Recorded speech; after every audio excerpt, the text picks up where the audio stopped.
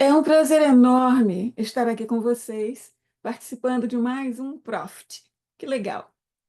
Obrigada pelo convite. É sempre gostoso estar aqui.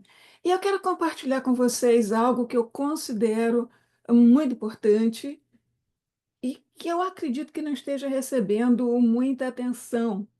E eu espero que agora eu possa trazer um pouco mais de luz a esse assunto. Especificamente, eu estou falando de como os consumidores de tradução não estão sendo bem cuidados, né? Porque será que o Procon tem um departamento que lida especificamente com reclamações para quem lê um livro mal traduzido? Nem as editoras têm uma ouvidoria para lidar com as traduções que vende, né? Então, outro dia um colega estava me contando sobre algo interessante, uma manchete que estava no jornal. Extraterrestres ilegais nos Estados Unidos preocupa os candidatos à presidência do país. Dá para adivinhar qual era o original? Pois é, essa é a coisa. Se a manchete tivesse do lado, né, do lado do artigo, tivesse uma informação qualquer a respeito do fato de que isso era tradução de máquina ou por um indivíduo não qualificado, seria muito mais fácil para a gente engolir. Mas não é isso que está acontecendo. Pior ainda, segundo a CSA Research, uma empresa que faz pesquisa de mercado específica e exclusivamente na área de línguas, tradução, interpretação, na tradução mundial, atualmente, nós, seres humanos, não estou falando de profissionais, seres humanos, somos responsáveis por menos de 1% das traduções feitas. Isso que você ouviu, é menos de 1%. É, é uma realidade. Não é questão de brigar, não é questão de dizer está errado. Essa não é a coisa. Esses Essas tecnologias estão aí para nos ajudar. É nossa responsabilidade saber trabalhar com elas, aprender a trabalhar com elas. E se você se pergunta, mas onde estão essas traduções? Entra no site do eBay, no site do IKEA, dá uma olhadinha nos manuais de equipamento eletrônico que você compra, né? Aí você vai ver que tem um monte de erros por lá. Nenhum erro que vá te matar ou qualquer coisa assim. Pelo menos não tenho ouvido nenhuma reclamação nesse aspecto. Mas é uma realidade. É isso que está acontecendo no nosso mundo, na nossa profissão. E eu quero falar com vocês sobre essas duas normas aqui. As instituições que criam as normas que utilizamos no nosso trabalho decidiram que é importante criar rótulos em defesa do consumidor. A ASTM fala disso na norma F 2575 de 2023. E a ISO também menciona o assunto na norma 11.669, também de 2023. Mas quem são essas instituições? Quem é esse pessoal? Bom, a STM existe há mais de um século e costumava se referir apenas aos Estados Unidos, isso já não é mais realidade. E uma coisa que eu acho muito boa com a STM é que nós, indivíduos, podemos participar dela. Você pode ser membro, você pode se inscrever e virar membro dela, né? É menos de US$ 200 por ano, se eu não me equivoco. E você tem acesso às normas que eles criam e tudo mais. O mais importante disso é que você tem uma voz ativa na criação dessas normas. No momento, eles têm um painel que é o F43, que lida exclusivamente com tradução, e tem outro que cuida de interpretação. Então, se você quer ter uma voz do que está acontecendo, ver o que está acontecendo na ABNT, perdoe, na ABNT aí no Brasil, porque eles também permitem a participação do público no desenvolvimento de suas normas. E quanto à ISO?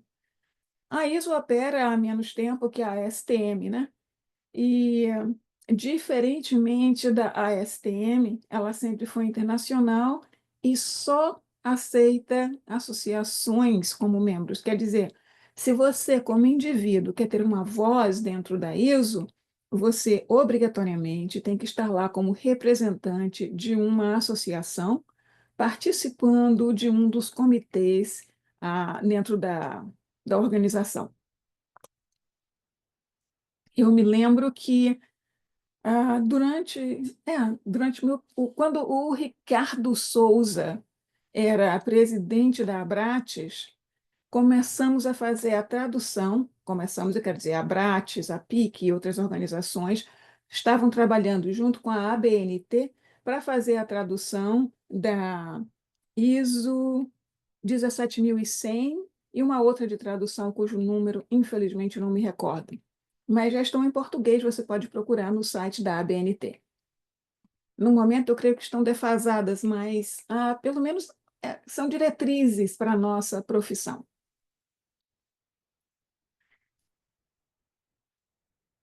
A questão do rótulo de defesa do consumidor é que nós já estamos, né, usando, especialmente o consumidor de tradução, né, estamos usando já a tradução de máquina para fazer tanta coisa, blogs, artigos, né?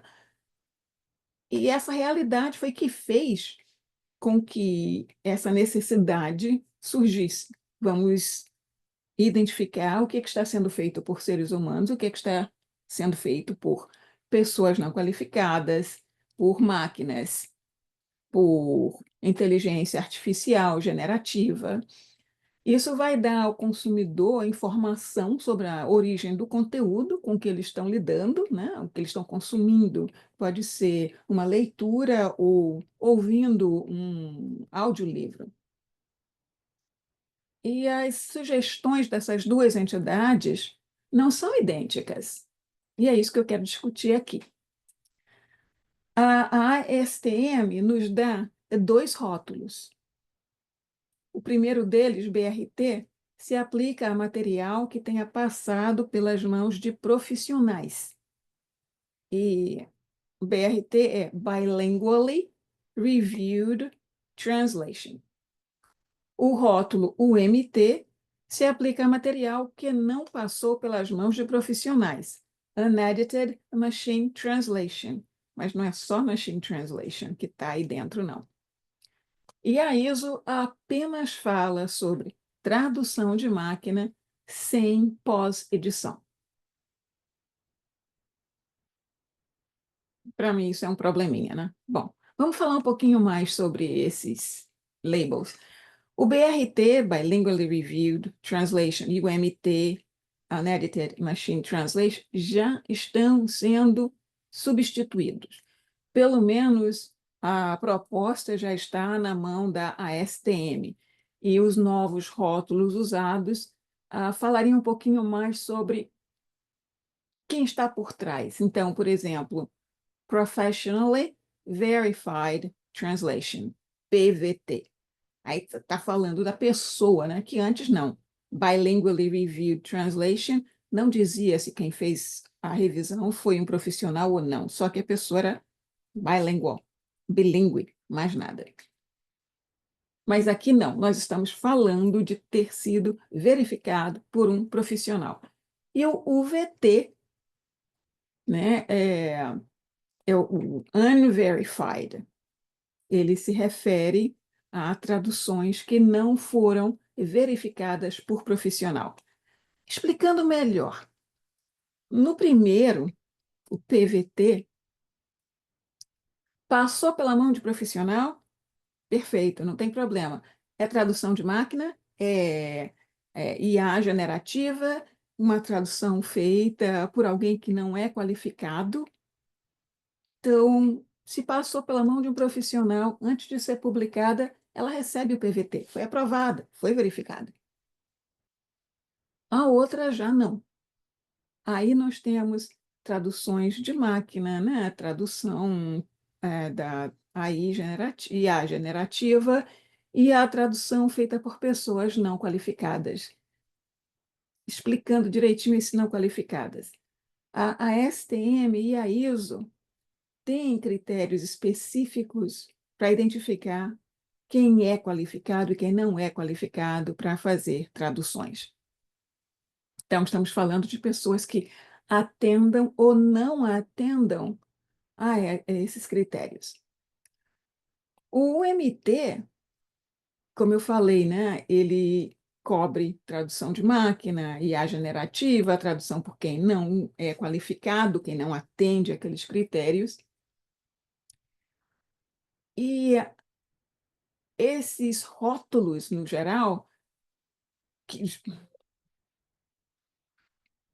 perdoem, deixa eu voltar para trás. Bom, esses rótulos, para serem melhor usados, precisam de ícones para representá-los. E, no caso, estamos criando agora esses ícones. Eles estão, nesse momento, sendo submetidos àquele comitê que eu mencionei antes, F43, da ASTM.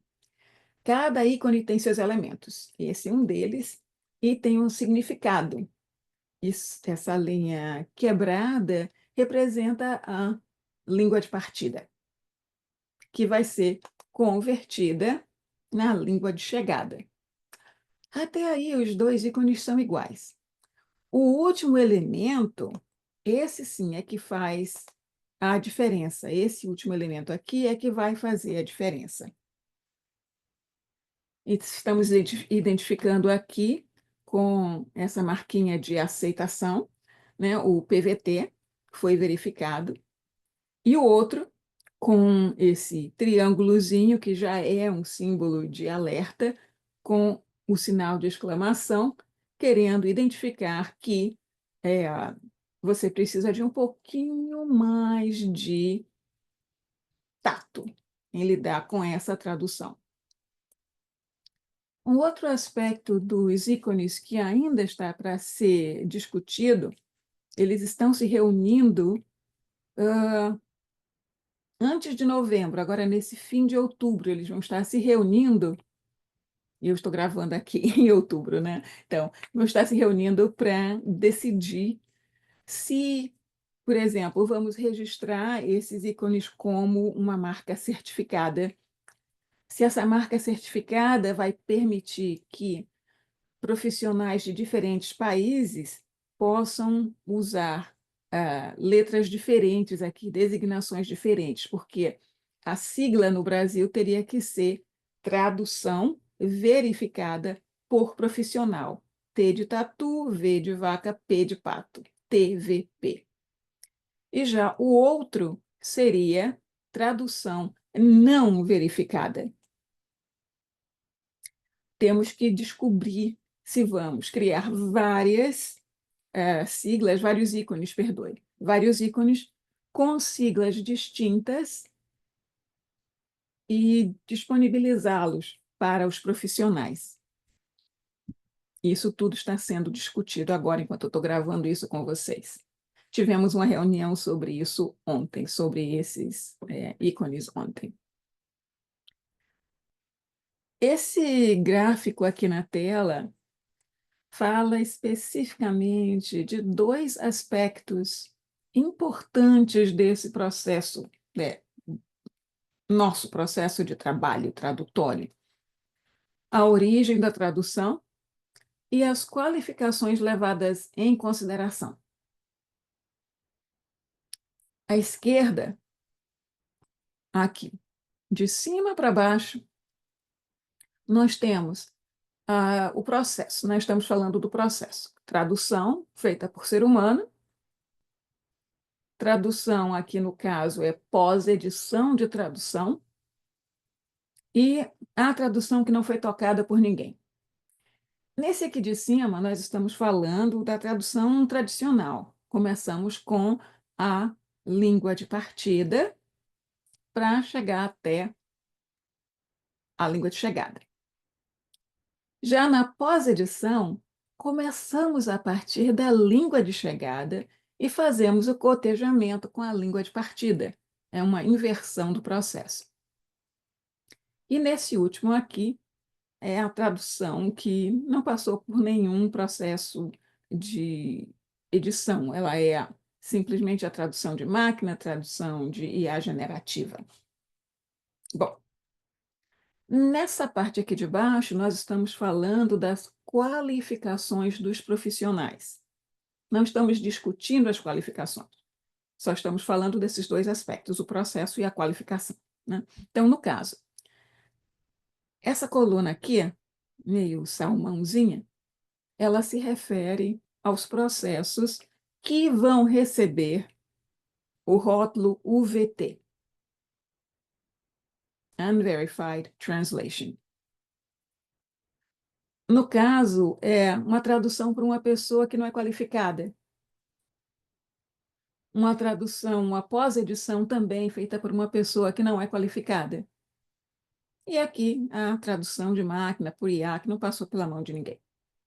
Então, não verificado, UVT. E simples, né? Aqui embaixo, nós estamos falando dos critérios da ASTM e da ISO 17100. Se as pessoas atendem esses critérios, automaticamente vai ser uma tradução que foi verificada por um profissional, PVT. No caso, seriam tanto a tradução feita por um profissional e a tradução feita por pessoa não qualificada, mas verificada por profissional, e também pós-edição verificada por profissional. Esse é o ponto principal. Verificar que essas pessoas atendem a esses critérios específicos da ASTM e da ISO. Há um outro aspecto muito importante também, e essa é uma das razões principais porque queremos esses rótulos. Quem é que vai responder quando der pepino, gente? Eu já recebi muitas traduções mal feitas na minha mão. As pessoas vêm desesperadas. Olha, Gil, foi rejeitado pela imigração, foi rejeitado pela universidade. Está faltando coisa aí, não está correto. E eu sempre pergunto: já tentou falar com o tradutor? Já voltou para a pessoa que fez a tradução, ver se ela consegue consertar e para você não ter que perder mais dinheiro? Não estão respondendo telefone, não estão respondendo e-mails. Então, essa é a questão. O consumidor deve ter a capacidade de decidir se aquela tradução é o que ele quer ou não, se ele pode lidar com isso. E esses rótulos pretendem resolver esse problema. E eu acredito que esses ícones também ajudariam. Imagina se todo tradutor profissional usar o equivalente a PVT em suas traduções. Como eu falei antes, a ideia é que isso seja disponível para todos, possivelmente através de suas associações profissionais. Vamos ver o que é que rola. Mas será que a gente precisa mesmo desses rótulos? Tem gente ainda duvidando disso. Eu acredito que sim. Mas tem quem duvide. E também há quem ache que só precisamos de um. Basta um, não precisa de outro. Mas aí qual deles? Porque se você for usar o VT, que é a que não foi verificada, e você está usando o critério da ISO, você só vai usar aquele rótulo quando se tratar de tradução por inteligência artificial generativa ou por tradução de máquina. Acabou. Uma pessoa não qualificada não entra ali, não entra naquele rótulo. Ele não se aplica a ela. Então, essa é a questão. Para mim, eles valorizam muito o nosso trabalho, além daquela proteção, como eu já falei antes, para o consumidor. O da ASTM, eu acho, aqueles dois, reconhecem formas alternativas de tradução que eu considero muito importantes. Porque quando eu comecei a traduzir, por exemplo, eu não tinha certificação, não tinha credenciamento nenhum. Então, há outras pessoas na mesma situação que eu, mas elas podem pedir alguém certificado para fazer a revisão. E aí pronto, está tudo coberto, tudo direitinho, né? Mas e aí, o pessoal vai parar de usar a tradução de máquina? Quando é que eu vou poder usar a IA generativa? Ou passar para o meu priminho e tal, que acabou de voltar da Disney? Bom, lembra que eu falei lá no comecinho que nós, seres humanos, somos responsáveis por menos de 1% das traduções feitas em um dia? Quem é que você acha que está fazendo o resto? Tradução de máquina. Em 2016, eu participei eu estava apresentando lá na Gala, né, que é uma organização internacional de localização, e pude participar de uma palestra pelo presidente da eBay. 2016, eles estavam traduzindo mais de 8 bilhões de palavras, B de bola, 8 bilhões de palavras. Imagina, não tem como a gente dar conta disso, não, gente. Não tem pessoal preparado. Então, o problema não está no método de tradução. O problema está em não reconhecer aqueles que podem ser deficientes. Isso sim, esse é o problema. Então, essas fontes não qualificadas podem ser usadas sim para fins onde erros não vão ter problema, tá? Então, por exemplo, como está aí, você estava tomando um curso de russo e parou. De repente, um colega do mesmo curso, que estava lá na Rússia, entrou em contato contigo e vocês estão conversando em russo. Teu russo está enferrujado. O que que você vai fazer?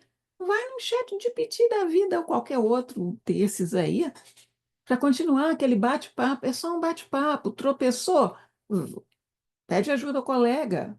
Dá um jeitinho. Não, ninguém vai morrer por isso. Um artiguinho que você achou interessante.